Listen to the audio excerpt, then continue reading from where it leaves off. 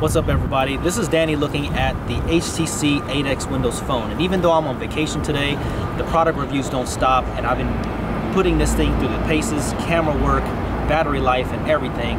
So I'm going to be taking you through the full review of the HTC built Windows Phone 8X. Let's check it out now.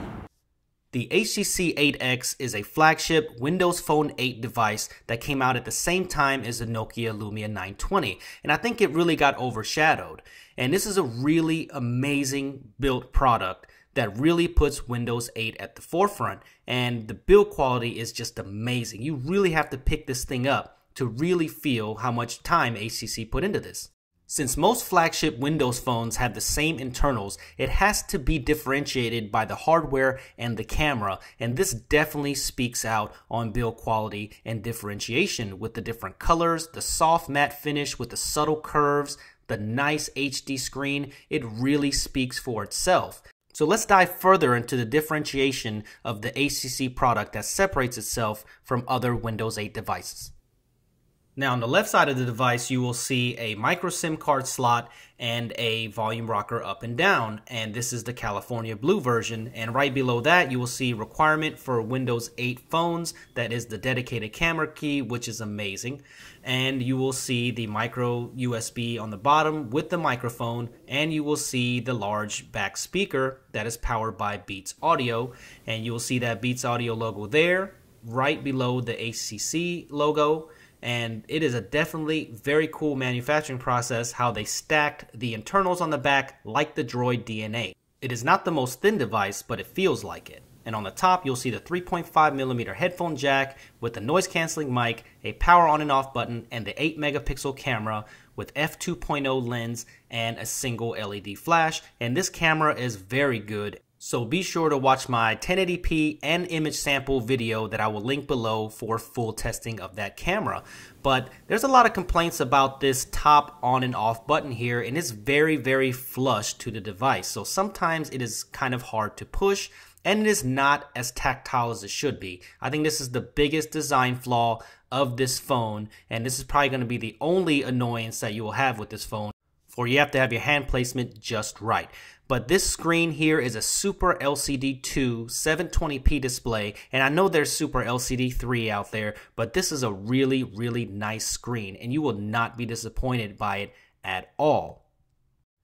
Text is extremely sharp, and colors are very rich and very accurate, and this curved glass on the side definitely makes this phone feel so premium while you're swiping through the menus, and while you're swiping through the sides, it definitely feels awesome on your fingers, and it feels like the tiles are just coming up off the screen. And this is the same technology they used on the 1X, and it definitely carries through here, and this screen is so good. And the PPI is very nice from the 4.3-inch screen. I think it looks a little better than the Nokia Lumia 920 myself. And it is very bright as well in the sunlight. I know it doesn't have that same technology that the 920 does, but it's very viewable in very bright sunlight, as you can see out here. And I've had no problems with this screen whatsoever. And if you didn't know, this phone is being powered by a dual-core Snapdragon S4 processor with the Adreno 225 graphics. So a little bit behind here, since we have the quad-core, we have Snapdragon 600 and 800 these days, but really it doesn't need it because Windows Phone is so light and it is so responsive that it just feels really good. And all Windows Phone devices I've never had any problems with. Performance is very good on Windows Phone, period. But here's a Nexus 4 that's next to it, and you can see that it does pretty good size-wise. It's a little taller, and it's definitely skinnier since it's got a 4.3-inch screen, but you can see how modern this HTC looks. And it looks very thin as well compared to the leading devices today. And even stacked up against something like an Xperia Z, yeah, it's a little bit thick, the HTC in the middle, but it really does well versus the slim devices out there. And when you put it in your hand, you will think it's much slimmer the way it's designed. And here is a Nokia Lumia 822 on Verizon, and you can see the different colors on the Verizon model as well, but you can see exactly how thin that HTC is. Now let's talk about call quality, since that's the #1 thing on any mobile phone anyway, and this phone is fantastic on phone calls. Probably one of the best phones that I've used in call quality. The speaker is clear. It's very loud. I had to even tack it down one, and it's really, really good on the receiving end as well. Now, the loudspeaker or the speakerphone is not the loudest that I've heard, but it's very clear. And that's the same thing with things like YouTube or media that you will play. It sounds really, really good. It could be a tad louder though, and that's my only complaint about it. But if you're looking for reception, LTE quality, data was really fast through it. I never dropped a call with this, so definitely one of the best phones that I've had this year when it comes to call quality. This phone is available through other carriers as well. This one's being tested on the AT&T USA network on LTE, and I do have a very strong signal in my area. So to my testing, definitely one of the best receptions and phone call qualities that I've had this year. If you're not familiar with Windows 8, then you know that it is a very fluid OS. Very simple, but really, really fast, and it flies on this S4 dual-core processor. It doesn't really need quad-core. It only has 1 gig of RAM, and it still runs very, very well. And of course, it's a Microsoft product, so Bing is on board here with search, but you can also get a Google search app if you need that as well. But Bing works pretty good. I think it's personal preference, but I think Google definitely has some better search results. But this UI is so clean, it's just very nice. The email's pretty good as well. I like how you can unify the boxes. But definitely you won't get your emails fast as you would on an Android device or a BlackBerry, that's for sure. But you can set it up as an Exchange server, it's a little bit faster. But I like the email app, it's pretty good, it's real clean, and it works well. But definitely if you're one of those that want to get their email immediately, Windows Phone 8 is probably not the platform for you.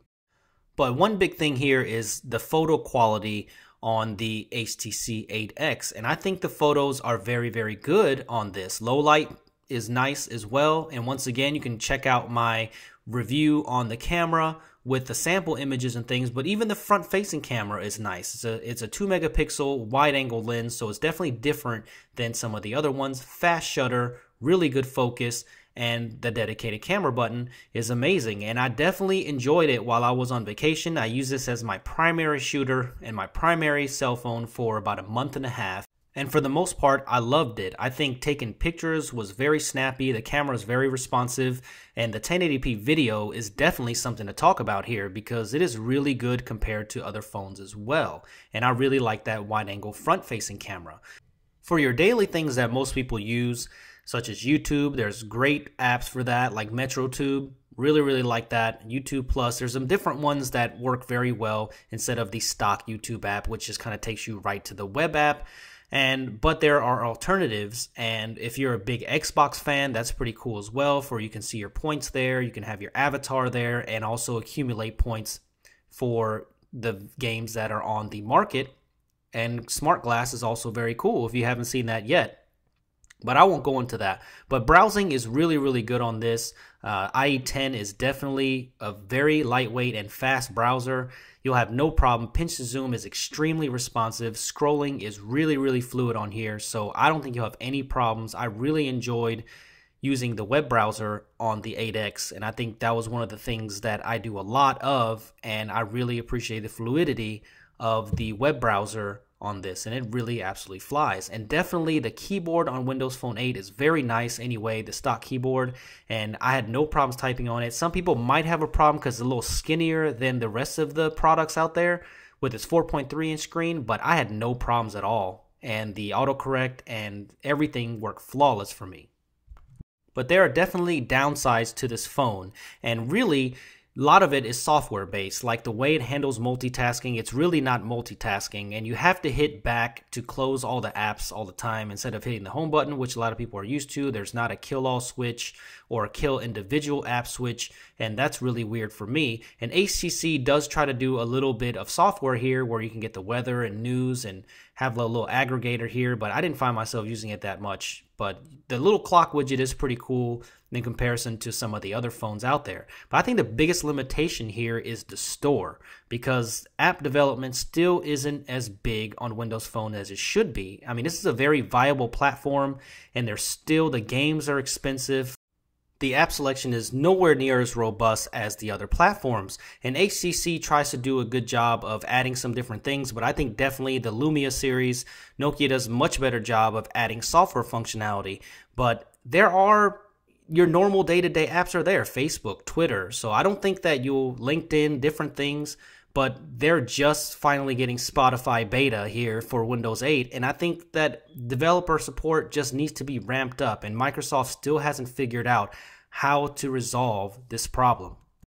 But I'm hopeful for this platform because it's very good and apps are growing day by day. And the lack of storage on this is also an issue, and that's hardware based, for there's no micro SD card expansion on this at all, and you only have 16 gigabytes to mess with on here. And for most people, that'll be fine, but for people that want to carry a lot of music, do a lot of photos and things like that, you'll be sorely disappointed in the HTC 8X because of its hardware limitation on storage. But I really think this is a special device. It feels really, really good in the hand, and I really enjoyed using it. But Windows 8 is really what's holding this phone back. And I hate to say that, but Windows Phone 8 is such a good platform and has so much potential, but the app development is just not there. And I think the hardware is there, but the software just needs to catch up. But I think this has a lot going for it. It's got a gorgeous 720p display. It's got really, really, really good design. And I think that this is definitely a flagship for Windows Phone, pushing Windows Phone forward. And I almost forgot, there's a lot of concern about this 1800 milliamp non-removable battery on this phone. But trust me, this phone has really good battery life. I think the S4 dual core being battery efficient and the way that it's set up, I definitely had no problems making it through a full day without having any problems at all. I probably had at least 25 to 30% left at the end of the day, and I'm a pretty good power user. So I think the battery life is really good on this phone. It really did surprise me.